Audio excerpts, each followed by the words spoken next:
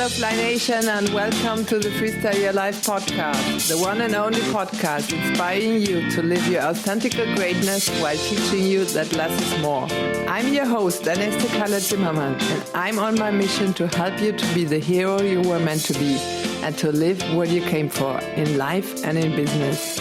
Remember, the quest we came here for is to discover our true nature, explore our potential and share it by living.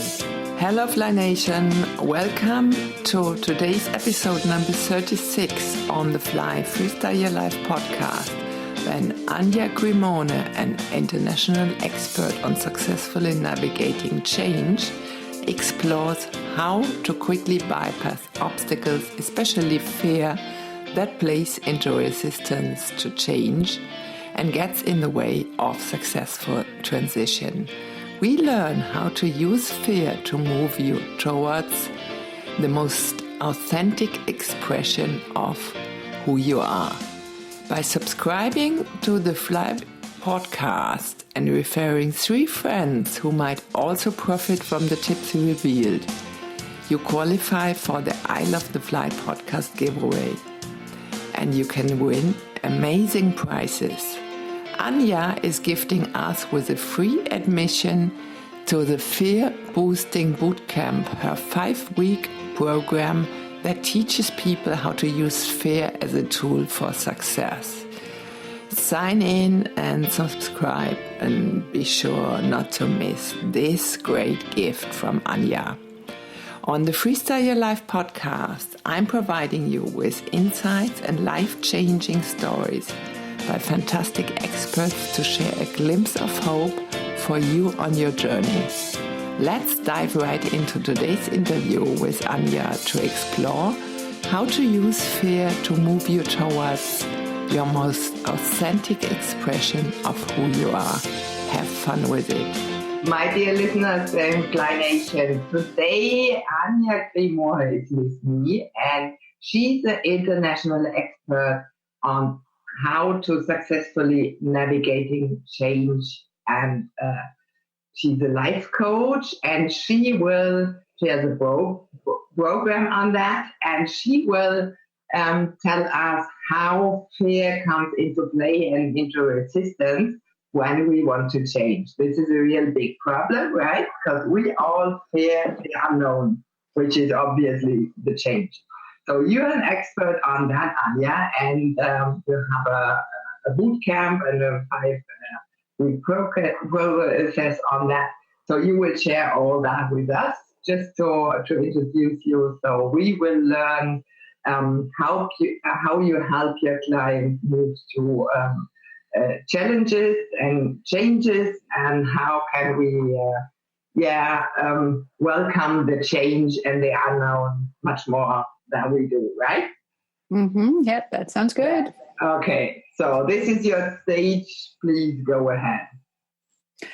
Well, first of all, thank you for having me here. I'm very excited. Anytime I can talk about something that will help people live with passion, on purpose, authentically, in flow, if you will. This is such an overused word, but it just feels amazing when we are in that space. So I can start with so many different things. Tell me what you feel your listeners would most like to hear, and I'll start then we run from there. Well, we both have in common the topic of authenticity, right? So this is my special topic here, because I really had those challenges in my life, and that's how we come to do what we are doing today, right? So after our transformation, we found out what probably we struggled ourselves the most, and that's why to help. For myself, it was to help myself become such an expert, not intendedly to do it as a coach, but for myself to heal myself, and that's why we become real top expert in this field, because we struggled ourselves first on that topic, right? So authenticity is everything we cover here in Freestyle Your Life. Freestyle Your Life. It's my own word creation. Yeah, usually comes from sports. special sorts of sports and activities. And it just means, notice and observe what feels good, what's good for you, and do more of that and do less of whatever stresses you or even makes you ill, like in my case. So that is break free from whatever sucks and freestyle life authentically on own terms. That's what freestyle life is about. And that's why you fit just perfect into it. Yeah. Thank you for that. So, I grew up in Poland in a communist culture in a very, very conservative household where there were so many rules. And I was constantly told what I can do, what I should do, who I should be. My family was very Christian Catholic, so there was those rules, and the communist country, there was those rules, and what you could say, what you could not say. So I grew up being stuffed from every corner in a container of what I needed to be to fit into my culture, my country, my family, my parents' expectations, to the point where I left the country when I was 21 years old. I had no idea who I was. I kept conforming and doing things just so people would like me, so they would love me, so they would expect me, so to somehow fit in. Exactly. Yes. And it was just pure hell. And I was so shy because I had no idea really who I was. I could not comfortably interact with anybody before I knew what they wanted from me, what they wanted me to be in order to meet their expectations. Right. I was pathologically shy. I literally would break a sweat before I had to talk to somebody. Mm-hmm. And one day I overslept, or actually I decided not to get out of bed and not to go to the economics lecture. And I was on the bus and I was approached by a woman who asked me if I would be interested in modeling.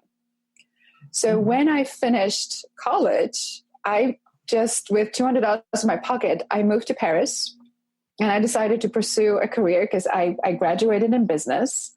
It was just one of those things, again, that I did because my parents expected of me to go to college, even though I had no clue what to do. So, hey, business school sounds good. Yeah. But when I finished, I just looked at myself, just like, if I do this, I will die. I just can't see myself sitting in the office pushing papers. So what am I going to do? Wait, modeling, it was a great opportunity. And I pushed myself into it. Shy as it was, for a shy person, modeling was hell. But it forced me to step out of myself, to be seen, to be visible, and to start figuring out what I'm about. Yeah. And you realized you could shine, right? By doing it, by just stepping into it. It was at that point, it was just the idea of being seen and stepping out and having the courage to be seen and in the process of figuring out what I was about.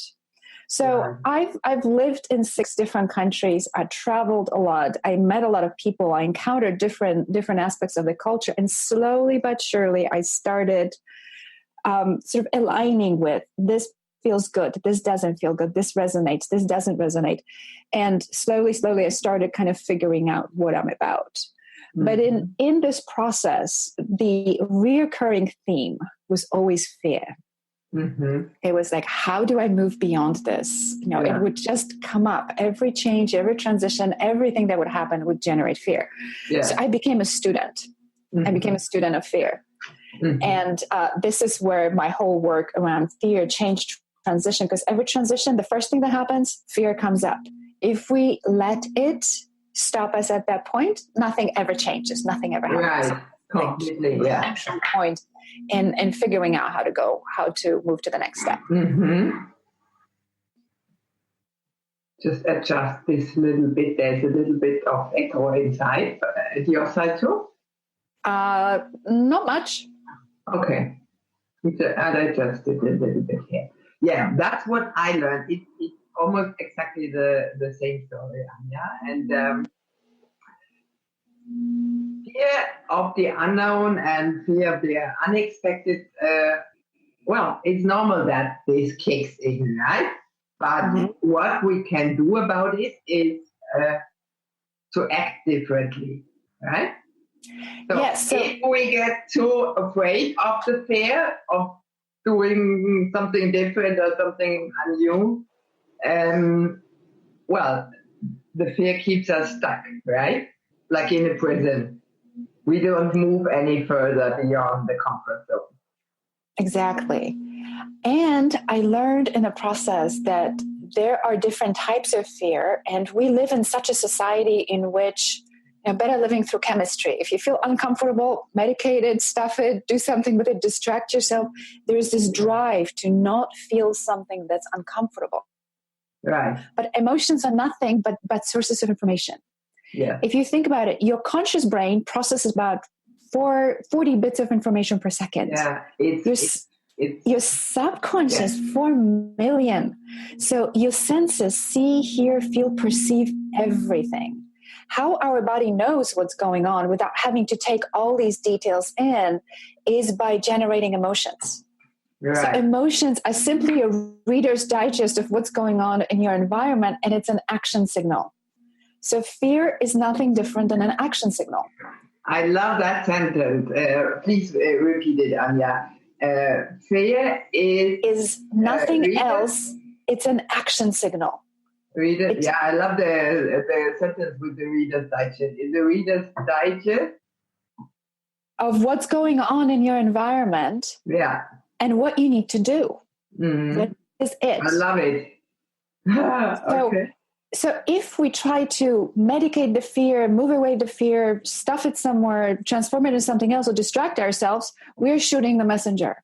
And that is so not helpful. Yeah. So the idea is there's 3 different types of fear. And that's really important also to know which one do we need to interact with how. Yes. So the first one, your life is in danger. This is automatic. Your body responds from some kind of hardwired fight, flight, or freeze somehow. Yeah. Whatever happens is automatic. The kicker here is that in our culture, we actually try to talk ourselves out of this fear. Yes. You meet somebody in a parking lot and you feel not quite right, but you just say, "Oh, I don't want to be rude." Or you signing a contract and something doesn't feel right and you have this kind of fearful thing and you just say, "Well, but we've negotiated for so long, I should still sign this," to your detriment. Yeah. So it's important to understand that if fear arises as an instinctual thing in the moment, pay attention. This is not the kind of fear you want to be transforming. You need to heed that signal. That's where your instincts come in. This is a survival instinct, so do not mess with this particular thing. Yeah. Second fear comes when there is a sudden change. Our bodies are wired for homeostasis, for balance. So if your blood pressure or temperature, anything goes up and down too much, we are in trouble. It's the same thing with circumstances. We are programmed for safety, and rapid change signals danger. Again, pay attention. Your life is in danger, you act. If not, that's where we have an opportunity to look at this and do something different. Instinctual thing is move away. When we can take a breath, when there's a moment to take a breath, we can then look at it. Okay, it's an action signal. It tells me to do something. What is it that I need to do? It points you to 2 things. What is it that you don't want to happen? It's a valuable signal. You need to know this. Yes. The trouble is when we start making stories about it. Yeah. The what if fear, which, yes, the worst case scenario is one possibility. There's also infinite number of other possibilities. Yeah. So there's 2 things that we can do at this point is we can go to, and I think that's important to do, which most people don't do, the worst. So I work a lot with cancer survivors. And number 1 unaddressed fear for cancer survivors, fear of recurrence. Fear of cancer coming back. Fear of recurrence. So I get it. I'm exactly in your audience, but I just want, sometimes I just, me myself, or I let you repeat it so the listeners can really follow along. Okay, so cancer. So with that, what I always tell people is what is really, really important is to articulate what your specific fear is. Yeah. Because fear of recurrence is such a huge thing. But most people are not afraid of cancer coming back. Most people are afraid of what it means for a cancer to come back. What does it mean? I'm going to die. I'm going to suffer. I'm going to lose my family. I'm going to lose money. Those are much more specific fears. Right. That then we can actually create what I call a plan B, the worst case scenario. It's like buying life insurance. You never want to use it, but you have it. Yeah, exactly. If the worst were come to pass, what are you going to do about it? How are you going to address this worst case scenario? Yeah. But the flip side of it, once you understand what it is that you don't want, you can then look at, okay, so what's the opposite of that? What is it that I actually want? Yeah. And that can start generating a different type of momentum. Because if I don't want to die, what are the things that you can do in order to make that your reality? Right. And one of the biggest superpower at that point is curiosity. Curiosity and fear cannot occupy the same space. Yeah. It's not possible. Yeah. Because the thing is, I was talking about this with Ania Gomez too. You know, I know you know him too. We had a just amazing talk about that. And well, in oftentimes we program ourselves to be on the negative path, right? So we ask ourselves, so sort of is a fearful question, right? What if this and this and this happens? Right? What if in the cancer field here? What if the operation, radiation, whatever, the medicine doesn't help? Right? So we have a fear of we're pointing those negative outcome in our addressing it with our questions, right? And we would do much better if we would address it in a positive way.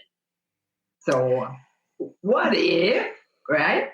Everything goes right. So because then we focus on the positive effect and on emerging and evolving. And on the other side, if we say, oh, what if this and that doesn't work, right? So in cancer case here, we might be likely to die. So it's not just I don't like it. It's a life-threatening thing. And but yeah, in most of the cases we ask ourselves the wrong question. So meaning a negative question, right?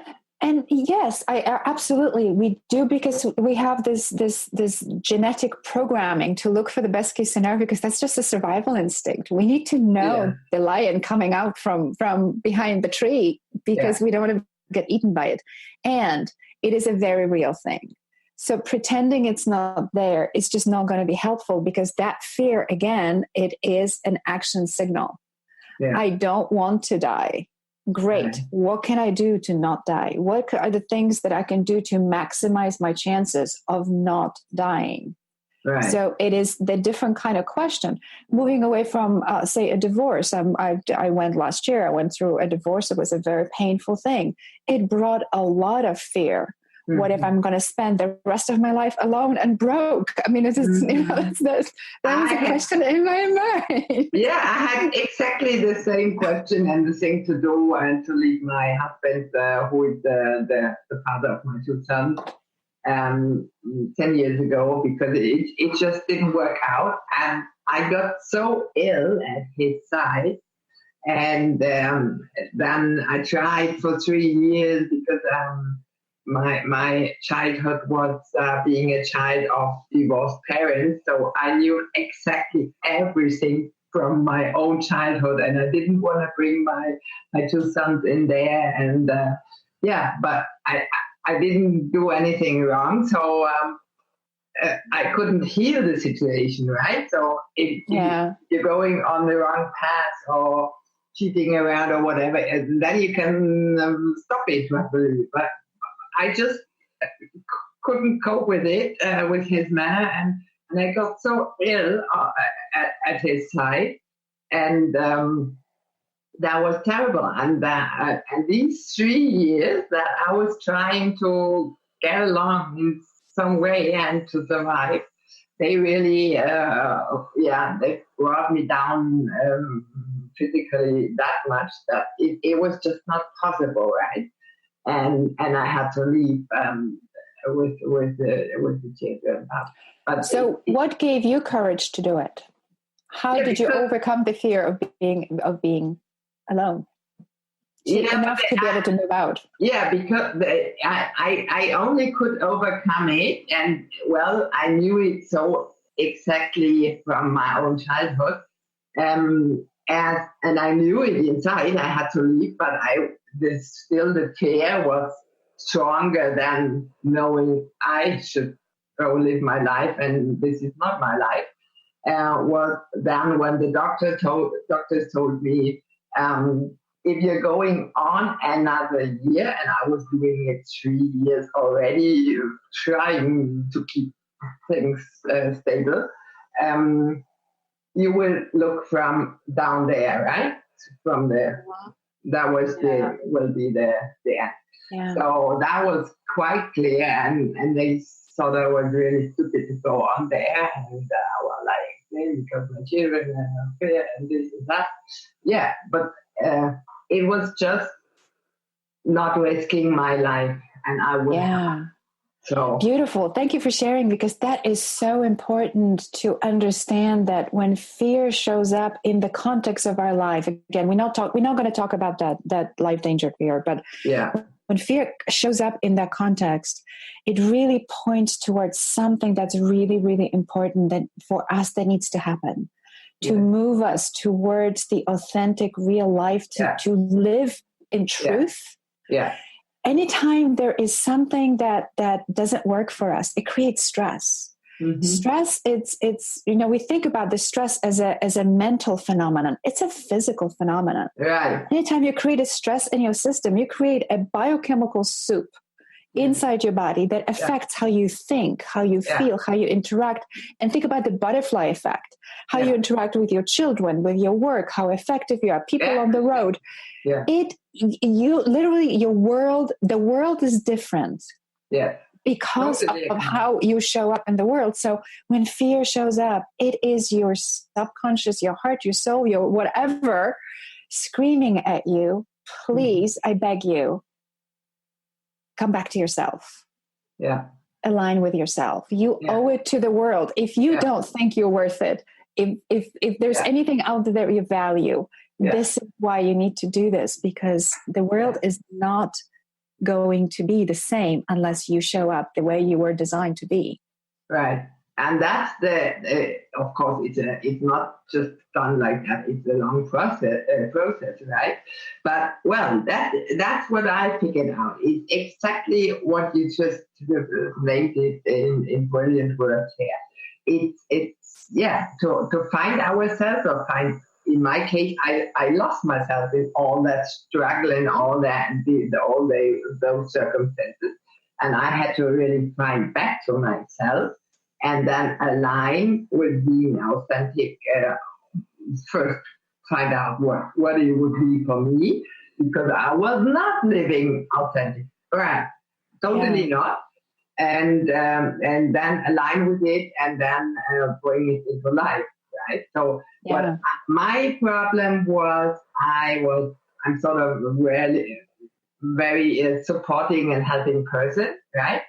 And we had to accompany the children, and when I left that state, and of course that was work all day and night, right? So, and then doing everything on my own, and with the children there, and it was just I was nearly freaking out, because I there was no 1 hour I had for myself, right? So I totally stressed, and I burned out, and that was just the symptom. But the real core issue was that I was trying to please everybody else besides me, right? Yes. And so I was constantly lying to myself, because I never considered myself, and gave is really a sign that I love myself, and I put myself first. I was not. I was always at the end of the line. If if uh, if it was the case, often there was just no time for 1 hour for myself to relax to whatever. Yeah. And well, I had so many symptoms that showed up, countless, right? Yeah. So this was a real process, and that's why I came up with the topic of being authentic. I truly believe, because we are in so much fake play, in so much roles and everything, right? So what other people think of us and the expectations they have, what you just mentioned there. And we try to fit in and to please the other people, and that's completely like getting kicked from ourselves, right? Yeah, and I appreciate it, or what you just said is that it sounds always easier than it really is. It takes time. Yes. There is a process. There's a change happens in a moment. Divorce happened in a moment. That you sign the paper and it happened. It's factual. It's an event. Transition is psychological. It takes time. Yeah. There is a point of grief. You kind of stay in the limbo where the old is no longer there, the new hasn't arrived yet, and inside the middle is a very messy place. Yeah. There's a lot of grieving and letting go. There is some visioning that happened, and there's a lot of uncertainty, and there's a lot of fear, and there's an amazing opportunity in that mess to just say, okay, well, like a chrysalis and a butterfly. Before the caterpillar can turn into a butterfly, it has to turn into muck. Right. It's the muck space that has these intelligent cells that will inform this muck how to become a butterfly. Right. So, and there's a process, there is a system to it. There's a beautiful, elegant way that we can navigate transitions without skipping any particular step along the way. Yeah. So this is something I also teach people is that there is a moment in which you letting go, and it's important to let go, and it's important to grieve. You can't just jump from loss to, I'm going to live a great life tomorrow, or acknowledge the fear comes up. And again, fear shows me what are my blind spots, where do I need to pay attention to, but also informs what I want. Yeah. And then you can ask yourself, why do I want it? What are the values behind it? What are the rules, to your point? What are the rules that I have around being able to experience it? For example, I was talking to a client of mine who just said, also divorced, and she was saying, well, I don't know where I'm going to get love from now. I'm just going to die. I have no love in my life. So we asked, what are the rules that you have? What must happen in your life for you to experience love?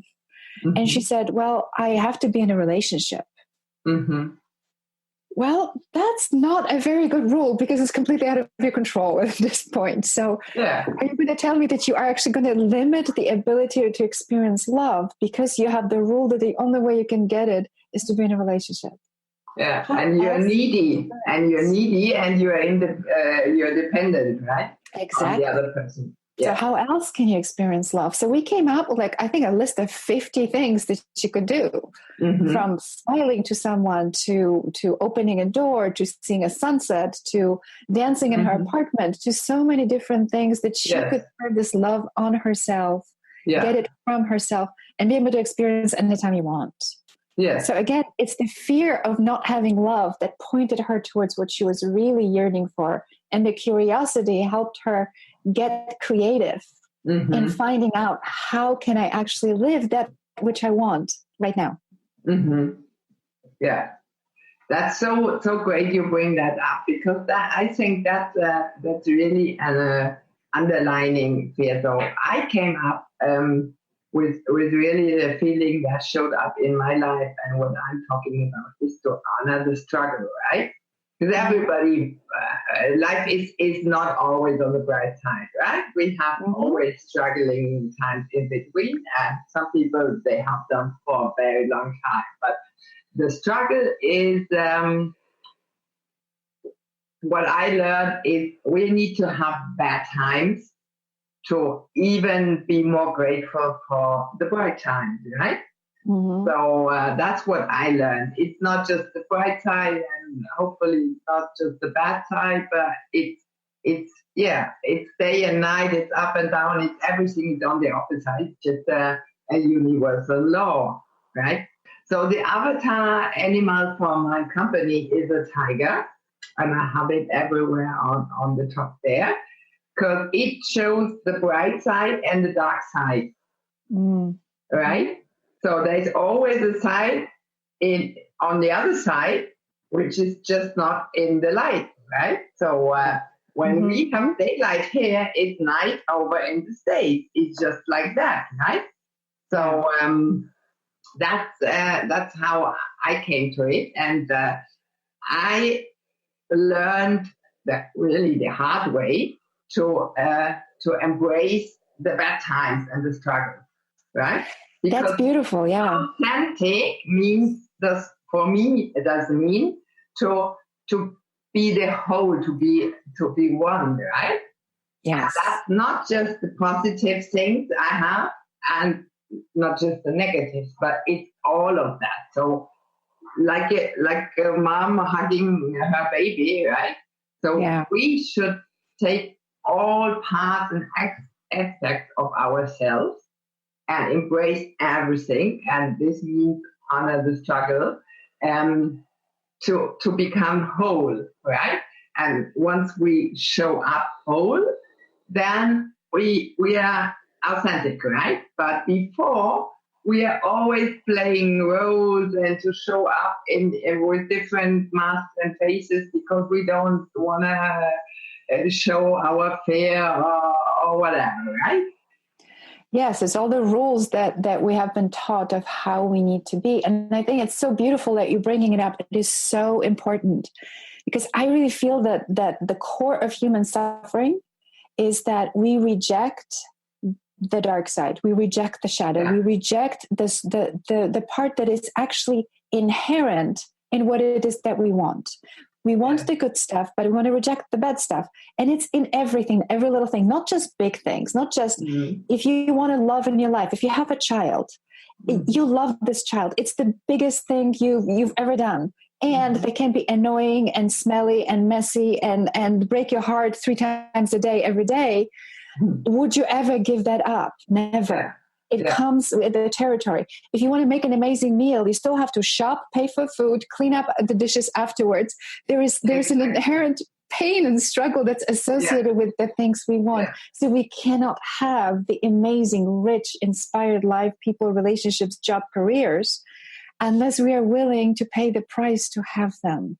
When we can accept this, there is no resistance to what is. We simply use this as, if I want this, I will have to do this as well. So there is a price to pay for everything we have. So totally. What is it that I'm going to struggle anyway? Might as well struggle on a service of what I want.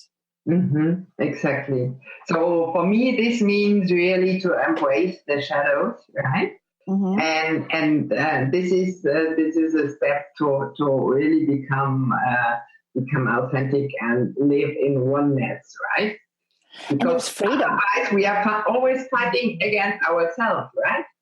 And there's an amazing freedom in that, because if I have a courage to show up, I am going to lose people. There's always going to be somebody who's going to hate me no matter what I am. I lost a lot, but I'm grateful for it because it was needed before. It was really urgent to just I had the problem. I never learned to say no. And I was very uncomfortable with it, and I have it's a strength and it's an ability, but on the other side, it totally blocked me. I can feel other people's emotions and feelings, right? So whenever I tuned in there, and I for myself would say, no, this is not okay for me. And I felt the other person, if I come up with this no, their disappointment and their sadness and whatever. And then I made up my mind, then I will do it. So I didn't come over with the no. I should have said for protecting myself, right? So I ended up in doing. And that, of course, was completely crazy and undoable. So it was sort of, then I was rejecting the empathy part, the really big, strong part inside. And because I said, I would say no, but the empathy part is there, this always kicked in and made me so afraid of the other person, what they're gonna experience to feel if I say no, I cannot understand, I cannot support or whatever it was, and I didn't say it, and that of course caused my illness, right? Because it was just crazy what I was doing, and I had to change and transform myself over and over and over, and to being authentic today, and to get off all this judging and determined things and having expectations of what's going on. I just stopped all that, but it was a process, right? Yes, absolutely. The metaphor that comes always into my mind is if you have a sculpture in the middle of the room and you have 10 people looking at it from different angles, and then you ask them about their sculpture, every person will tell you something different. Mm-hmm. Oh, this is the most beautiful sculpture I've ever seen. Oh, I hate this. I don't like this kind of art. Does it ever tell you anything about the sculpture? No. What you learn about their point of view. Exactly. So this was one of the most transformational ahas for me when I realized that how people react to me has nothing to do with me. Yeah. It has to do with their preference. Yeah. So I might as well be myself and let people self-select to be in my life because they want this. They want me. They want what I represent. And everybody else needs to find their own sculptures. Mm-hmm. I don't need to be everything for everybody. This was one of the most liberating perspective shifts that I've ever had. Right, me too. Because somebody's always going to judge me. Great, I'm just not your cup of tea. Thank you for telling me. I celebrate rejection. Yeah. In my process of dating and meeting people after divorce, I actually went out there with the mindset, I celebrate rejection. Because if you say no to me, that means I'm just not your sculpture. I need to find someone who will appreciate this art. Yeah. And there's so much freedom and beauty in that. Yeah, just love the metaphor with the sculpture. Well, everybody has his own point of view due to experiences and whatever in life we went through, right? And that's how we look at things. Because the sculpture is still the same, right? But people have different thoughts and impressions on it. So it's nothing about the sculpture, right? It's just about the expectations and feelings and the past, which interferes when people look at it. So that's what I'm pointing out, right? It's exactly that. No matter what you're doing or how you're behaving, there will be people that will like you or others that won't, right? Then why do you think so many? To please others just to be loved. Yes, everybody of us wants to be loved. It's one of the greatest dreams and wishes we have. But if we turn to be somebody else just to be loved, we are on the completely wrong path because we are not with us anymore, right? Well, I also have a theory. I have a theory that when we are not in line, when we are not honest, some crazy 95% of communication is nonverbal. Right. So it's not what you say, but what comes out of you. Yeah. And I think as human beings, we are terrific at picking it up. So when we are in relation to other people, circumstances that we are not authentic, on some instinctive level, the other people know this.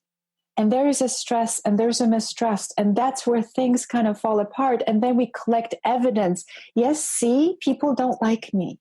Mm-hmm. Try something different for a change. Be the light and let the moths come to you. Be the brightest, the most authentic you, and let people come to you that will resonate, and they will see and feel and perceive the authenticity that comes from you, and they will trust you. They will feel safe with you. They will want to be in your orbit because you are you, and there's no stress and there's no weirdness that's perceived on any level. Right. So glad you bring that up, because in on the first side you think, well, I didn't lie to them. I did do everything right, but you're constantly lying to yourself, right? If you just want to do things to please other people, you're totally self-sabotaging yourself, and this self-sabotage afterwards in the next step shows up in your behavior, right? And other people just, they don't know what's going on, but they can sense there is an unhonesty in there somewhere. That's just what you explained, right? So I had to cope with not being honest or experience not honesty since my early childhood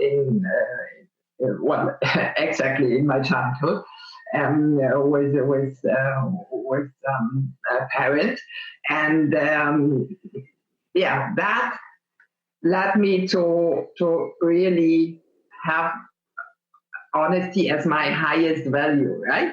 That just comes because there was none, right? So what I learned is we need to stop these playing these rules and wearing that mask, right?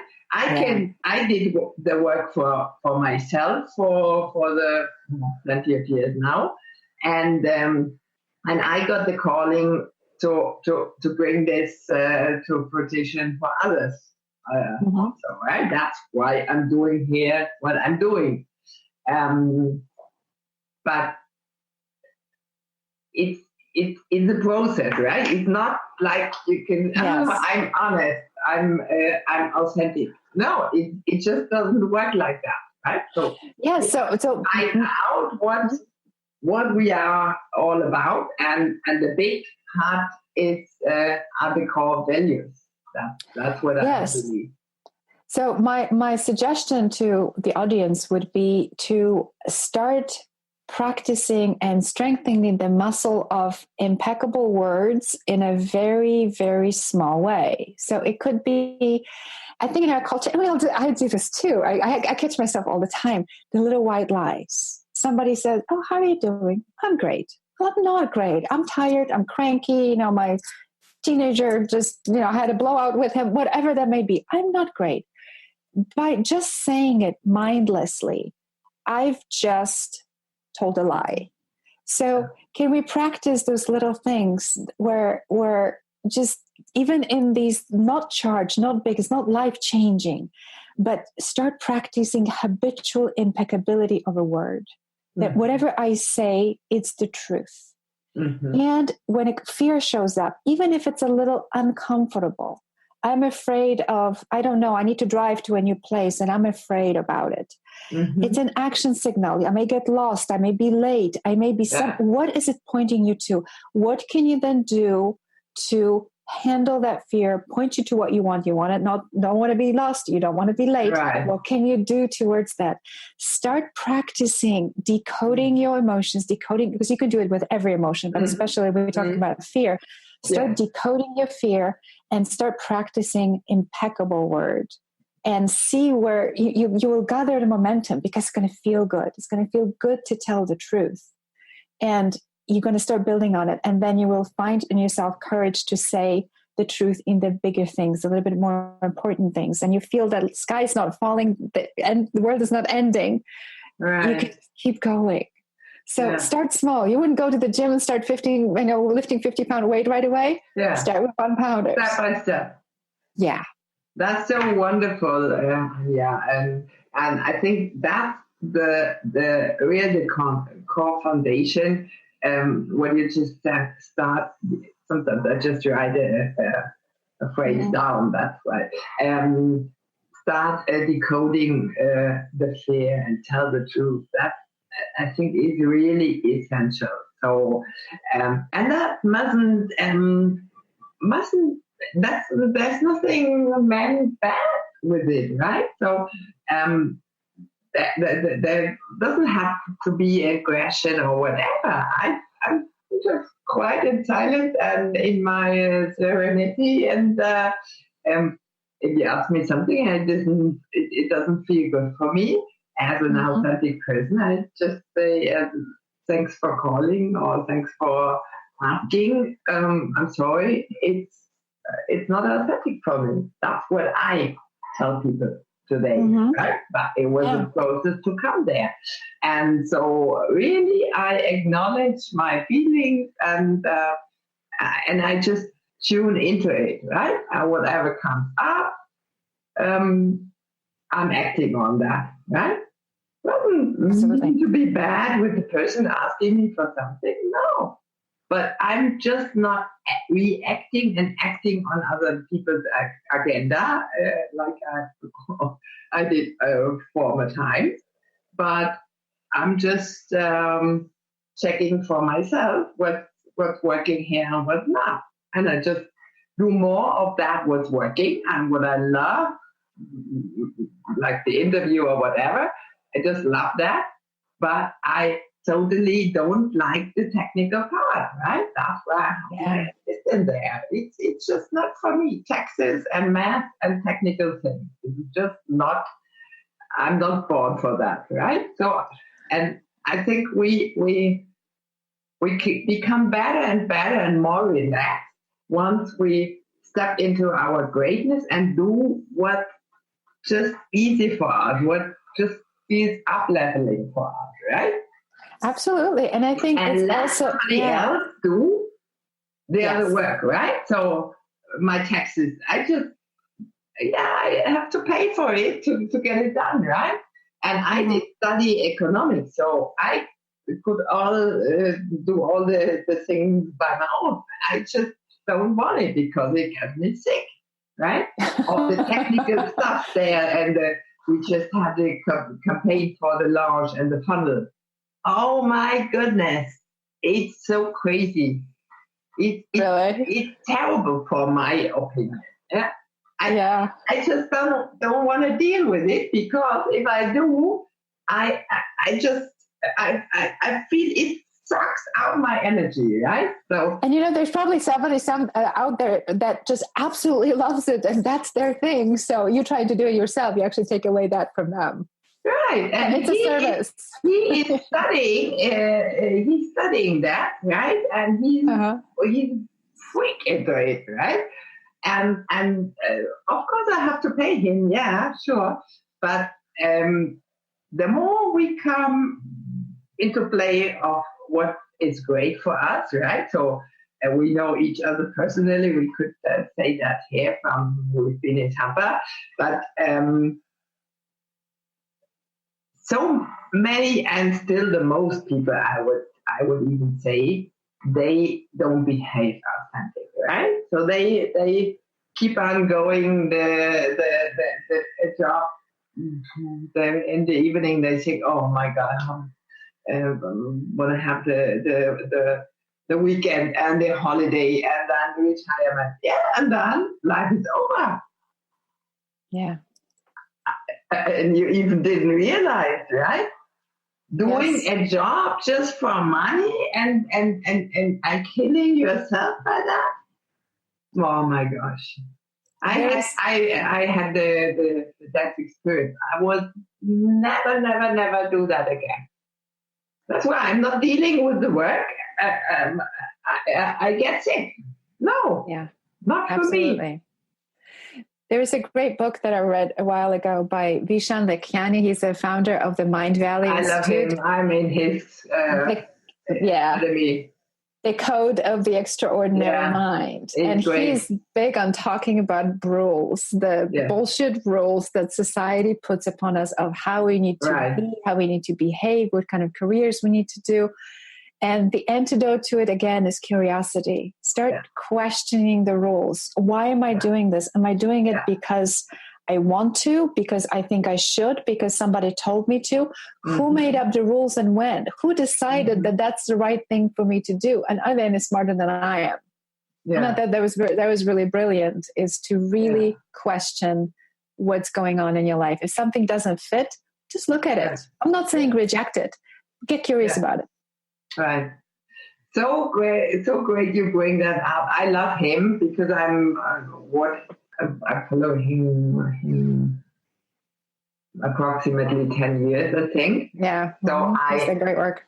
I saw his transformation up until today, and he's really he's great. The whole university he built up there, he's amazing. And I think really, and that's the key point here, because we have to wrap up. I have another interview. We're already talking for 1 hour, and it just went. I don't know where it went. Yeah. The key is really to do more of what we feel just great and empowered, and to do less, or even stop it what's not feeling good, and outsource the things we are not good at and we don't feel good from. That's really key. And to get to know not other person, but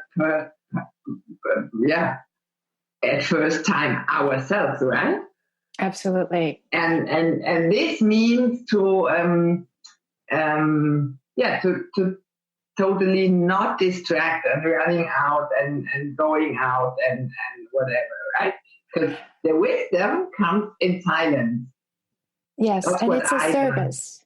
And it's a service. To be yourself, to be your authentic self, is a service to the world, because people need you, but they need to be able to find you. And to be able to find you for what they need from you, you need to be yourself. So this is not a selfish pursuit. It's actually a pursuit in generosity and love, to be the way you are, so that you can attract the people who need to be in your space.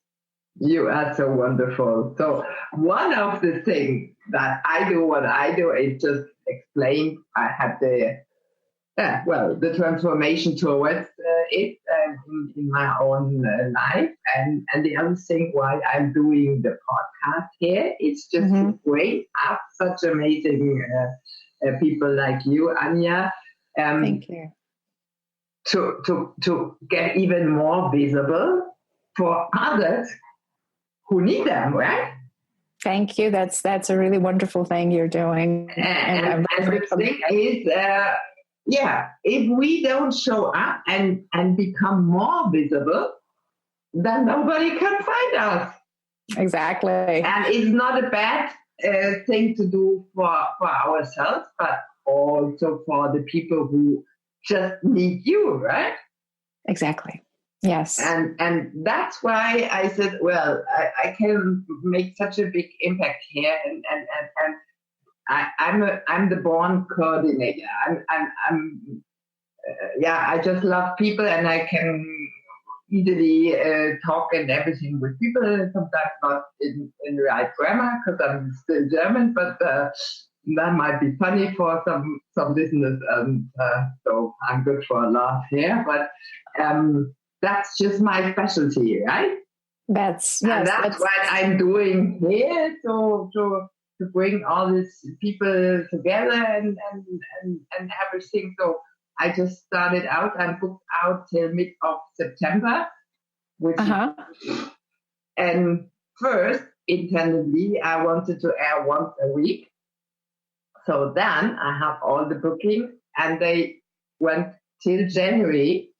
And okay. Next year, 2021. So I said, oh my gosh, how could I tell you, being a speaker today in April, to be airing with the episode in January? That's 6 months. Yeah. You know? Because of course you want to be not too far away on the spot, right? That's why we're doing it, and I want the listeners to see you in the episode and everything. So I said, okay, that's a luxury problem I have, to have too many speakers who wanna speak, because most of the podcasters they but it also speaks to the richness of the offering. Like, there's so many people who are there and helping to sort of elevate the entire community. They elevate the entire consciousness of our surroundings. So for you to facilitate that is really an amazing work. So thank you for that. Yeah, you're so welcome. That's really what I feel in my heart. That's what I want to give and need to give, and when I feel good, right? So then I changed to airing twice, and because it was just crazy to have your episode in next year, right? Yeah. But and I think we run on this system now. And I intended to do solo interviews, which is just me teaching on whatever subject. On camera, And they are not even planned inside, right? Because this is another episode. I don't interact with you being in an interview, but sharing my wisdom and my program and everything myself. So I just did doing the interviews just now, and so I just actually finished a program on fear, and that's what keeps coming back to me. It's like, I need to do a podcast. I really need to continue this conversation beyond just a program or one-on-one coaching. I need to continue this conversation. So I'm actually kind of inspired. Listening to you right now is perhaps starting my own channel for that particular subject matter of change, transition, and fear, to kind of, like you, spread the world and get it out there. So, I really think I had the calling, I had the idea to do it, and I'm doing it now. But it's completely different than being on somebody else's podcast, right? And I'm sure. And have a talk, to do all the things on your own because of all the technical stuff there, and it's quite a bit at the beginning, right? To be on. We just got up on iTunes, because they take 1 week to verify and check everything, and but all the rules they have, you need to follow. And it's a big thing with Apple. But just today we got they put it online. Yeah, because I was looking for it. That was congratulations. I was looking for it yesterday. I found your podcast on your website, but I was just looking for it yesterday on iTunes. Right. No, they approved it this morning, and they wonderful. Congratulations. I will send you the link later on if you want. Great.